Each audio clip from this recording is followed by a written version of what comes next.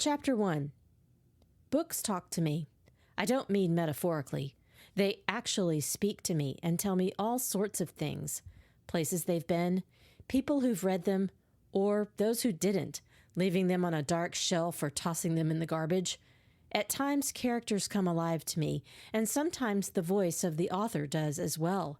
I've heard all kinds of tales from them, and while most are comforting, involving the people who loved and respected them, others can be quite disturbing. Which is why I rescue as many of those as I can. I take them to Beanstalk Books, where I'm employed part-time. We carry gently used volumes, as well as new works of fiction and non. A few end up at the town library, which is always understaffed and on a strict budget. I volunteer there once a month, and we can use all the donations we can get. On this beautiful late September morning, I stroll up the hill to Kingsley Mansion on Millionaire's Row, north of downtown. I've left my sister Ruby in charge of the Enchanted Candle and Soap Company, the family business my 3 siblings and I own, to meet with a man who may be able to help us expand. At least I hope so. The old books I have to show him are heavy, and I'm optimistic they'll be worth something. They're dead silent, refusing to say a word, even when I tickle them with my magic. Walking beside me is my Pekingese Jane Eyre, who busily sniffs the sidewalk, bushes, and trees with her flat nose. The breeze ruffles her blonde hair, a match for mine, and she wags her tail and barks hello at folks as we pass out on their front porches or strolling by. Many stop to pet and make a fuss over her, which she eats up. Working at Beanstalk is the perfect job, especially because it's next door to Enchanted. Jane goes everywhere with me, including the library. Kids visit to read to her, and she's good with adults as well. Honestly, Jane gets along with everyone. I try to do the same. My appointment with Leo Kingsley has me excited and a tad nervous.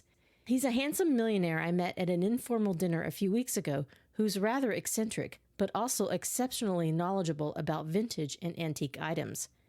He's sparked a well of creativity I didn't realize I had, bringing fresh ideas to a romance I'm penning, and he's set my terribly romantic heart beating to a new, if turbulent, rhythm. He's the expert I need to appraise the volumes currently in my backpack. They're from a stash my sister Cinder uncovered when she began renovating our shop. In the turret of our house, we found a secret room containing our great-great-grandmother Eunice's office, complete with dozens of her personal journals and an extraordinary collection of odd books from the 1800s.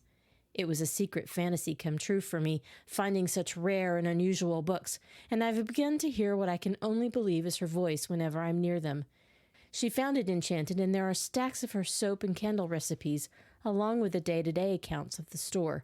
My sisters and I are slowly working our way through all of it. While I wish to keep them all because parting with any is difficult, we are in need of funds for the remodeling, and the books I've culled from our grandmother's library don't seem to fit with the rest. Eunice started the company in order to feed her family after her husband died, and my sisters and I continue to live and work there. We're hoping to expand what little space we have and carry a complete line of bath and body products soon, but remodeling takes cash. Mr. Kingsley is known far and wide for his extensive library collection. Being an accomplished broker for vintage and antique books must aid his acquisitions. This morning, as I breathe in the crisp September air, I'm excited to show him what I've brought, but in all honesty, I'm equally so to see him and get a peek at his reputed library.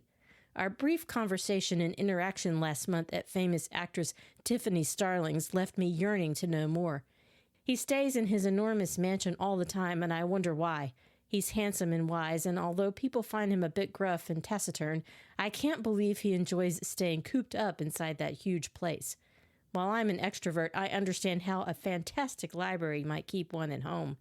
However, I feel there's a deeper story when it comes to him than simply being an eccentric millionaire. There's a mystery there, and there's nothing I love more, outside of books and my sisters, than a good secret. I have one of my own. I wish with all my heart I could buy Beanstalk and combine it with Enchanted, opening the walls between the 2 Gothic houses to create a haven for people to curl up and relax with a good book, then take home an assortment of products to keep them happy. My current hours are meager, and the elderly owner, Daisy Marple, is in her 70s and having health issues. She relies on me to keep the place open and running on days she needs rest. Stress is beginning to get to her as the property is prime downtown space and developers want to buy her out, but she hates that idea as much as I do. We'd lose the only bookstore for miles. I want to tell Cinder, Ruby, and Zell about my dream, but even with our recent increase in sales, thanks to Tiffany and her son Finn, we don't have enough to purchase it. Yet, being an optimist, I aspire to find a way. Jane and I paused to speak to Mrs. Derringer, the lady who lives near the park and heads our yearly fall festival in October. She's out for her morning jog and greets Jane with an ear scruff. "Beautiful day, isn't it? I'm meeting your cousin this afternoon to order cider for next month. I estimate we'll need more than our usual 100 gallons. That's great news for Snow and her apple orchard. I can't wait. I heft the backpack higher on my shoulder. Fall is my favorite time of year, and I know Snow's excited too. She's expecting more sightseers for Fairytale Land, and the giant pumpkin is up over 500 pounds. Between that and the downtown walk, it's going to be amazing. You do such a great job with it." She jogs in place, a bright smile lighting her face even as she waves off the compliment. "As you do running the book fair. I'm hoping to swing by this week and stock up on historical romances to read this winter. It's going to be our biggest ever. Is it true that Paul and Tanya Benning are doing a reading Saturday?" The annual Wandering Words traveling book fair and author event draws crowds from all over the state. Story Cove is one of a dozen towns lucky enough to be on the month-long schedule, and it culminates with an author reading at Beanstalk Books. It's the biggest year ever for us, I hope. I can't tell anyone, but my magic may have had a bit to do with that coup. It'll bring in buyers from all over Georgia and bolster the store's coffers, my secret plan to keep Daisy solvent. They have a huge following locally since their books are set in a fictional town that mirrors ours, and I expect the store to be packed. Be sure you arrive early to get a good seat. She assures me she will, kisses Jane's flat nose, and resumes her pace once more. As I draw closer to Millionaire's Row, my nerves tingle and my chest feels tight with the thought of seeing Leo. It's not that he's ill-mannered, quite the contrary, but he can be kind of surly. I don't think he likes people much, and this again makes me wonder why. What is he hiding?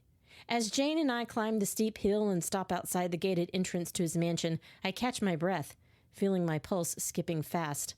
My eyes take in the beauty of the turning maples and colorful bushes lining the wide yard. The double iron gates stand open, and we wend our way under the canopy of ancient oaks, arching over the drive, sunlight dancing at our feet. Jane does more sniffing, making me pause here and there, the birds overhead seeming to greet us. The landscape is lush. 3 stories sprawl over the grounds in a plantation-style layout with a wide veranda. Several concrete urns, nearly as tall as I am, stand guard at the bottom of the stairs. At the corners of the roof, bronze gargoyles watch us climb the steps to the front door. There's no doorbell, only a brass knocker with the face of a lion. I can barely lift it, it's so heavy. It falls with a loud thunk. I lift and let it fall a second time. Jane sitting at my feet and looking up with expectation. "Behave yourself," I tell her. "As soon as we're done, we'll head to the bookstore." She wags her tail, understanding in her eyes. The door opens and a man dressed in a somber gray wool jacket and dark slacks greets us. "Ah, you're a few minutes early. I like punctuality." I glance at my watch, noting we are exactly on time. "I appreciate Mr. Kingsley seeing us this morning." His gaze drops to Jane. "It would be better for the animal to wait outside. Perhaps no one has ever mentioned it to you, but professionalism dictates leaving your pet at home rather than allowing it to accompany you on a job interview." "Job interview?" His hair is graying at the temples, several lines etched in his forehead that seem cavernous as he frowns. "The curator position?" I laugh. "I'm sorry, I'm not applying for any job. I'm Belle Sherwood. I made an appointment to see him about appraising some books." The lines lift and he brightens. "Apologies. He didn't tell me you were coming." He gives me a slight bow. "I'm Albert, Mr. Kingsley's butler." He points at Jane. "Regardless of the reason, Mr. Kingsley doesn't like dogs." My stomach twists. Jane goes everywhere with me, and this revelation is unwelcome. How unfortunate. "I'm afraid it would be best for him to wait outside." I glance at my familiar and best friend. She cocks her head as if questioning Mr. Kingsley's good sense, and I'm at war with myself over what to do. I don't want to offend the man, but I'm not leaving my dog on his porch. "It's her, Jane." I pull myself up to full size. "She's no ordinary dog, and she comes with me. She won't be any trouble, I promise." Frowning once more, he looks us over, his highbrow air infecting the space. For a moment, I fear he's going to deny us entry. Finally, he extends a hand, ushering us into the foyer. Sunlight cascades from a second-story arched window, illuminating black and white squares of marble. The entrance hall is as spacious as Enchanted's showroom, with forest green wallpaper on the top half of the walls and a burgundy version under a chair rail molding. Double staircases rise on either side to the second floor, creating a ceiling over the checkerboard floor squares that lead, I assume, to the rooms at the rear of the first level. Albert directs me to the left and an enormous sitting room. "I'll advise Mr. Kingsley that you're here." He exits, and Jane and I scan the well-appointed room. Wood paneling and green wallpaper that matches the hall give it a heavy, masculine appearance. The brick fireplace boasts the stained wood mantel with twin silver candlesticks. A gold-framed portrait hangs above it featuring a couple in formal clothing. While Jane sniffs various pieces of antique furniture, I make my way toward the floor-to-ceiling shelves lining the far walls. Opening my psychic hearing, I'm disappointed when the books seem muffled. I can't understand them. Disappointed, I meander back to the fireplace. As I study the portrait hanging there, I wonder if these are Leo's parents. I see some resemblance. They appear young in the picture, so full of life, especially the woman, whose eyes seem extremely realistic, as if she's actually looking down at me. I feel the tug of magic in the center of my chest and hear Jane whine. Glancing over, I notice what seems to be a giant rose under a glass dome. It turns its face toward me, and I wonder what kind of magic that is. My sister Ruby, who has a penchant for herbs and flowers, would be delighted. I move toward it, and the rose follows me as though it sees or senses my presence. Jane whines again, and out of the corner of my eye, I swear I see the candlesticks on the mantel shift. When I twist to stare at them directly, they are once again inanimate. A clock on the table near the sofa makes a noise. I face it and think I hear it chanting under its breath. An incantation?